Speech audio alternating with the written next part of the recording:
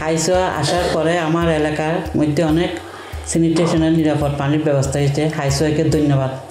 এই পর্যন্ত আমার দক্ষিণ মিঠাচর ইউনিয়নে 9টা ওয়ার্ডে ল্যাট্রিন হয়েছে 45টা, নলকূপ 25টা, পাইপলাইন 2টি। আরও স্যানিটেশনের বিভিন্ন মাঠকর্মী 3জন মাঠকর্মী আছে। এরা বিভিন্ন ওয়ার্ডে গিয়ে উঠম বৈঠক করে, কোথায় কোথায় পানির ব্যবস্থা আছে, নিরাপদ পানির সমস্যা হয়, স্যানিটেশনের সমস্যা হয়, ওগুলো দেখে ওরা।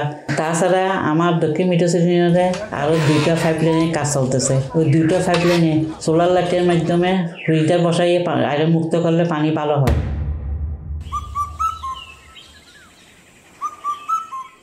এটি একটি কানাভিত্তিক উন্নত ল্যাট্রিন। এই ল্যাট্রিনটি মূলত একজন প্রতিবন্ধীর কথা বিবেচনা করে হাইসাওয়া করে দিয়েছেন, যাতে উনি ল্যাট্রিনটি ব্যবহারের সময় স্বাচ্ছন্দ্যে ভিতরে যেতে পারেন। তার জন্য রেলিংয়ের ব্যবস্থা, র্যামের ব্যবস্থা করে দিয়েছেন এবং ল্যাট্রিন ব্যবহারের পর যাতে ভালোভাবে হাত ধুতে পারেন তার জন্য হ্যান্ড ওয়াশ ডিভাইসের ব্যবস্থা করে দিয়েছেন।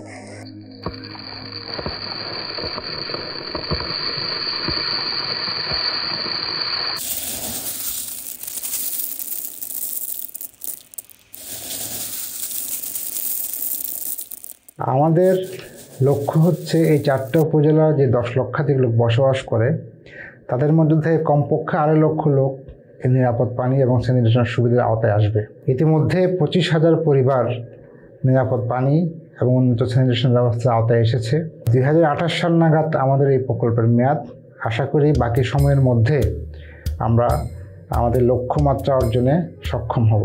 সার্বিকভাবে এই সমস্ত লক্ষ্যভুক্ত সুবিধাগুলি প্রতিষ্ঠা করতে পারলে তাদের আর্থিক এবং সামাজিক অনেক উন্নয়ন এবং মর্যাদা বৃদ্ধি পাবে।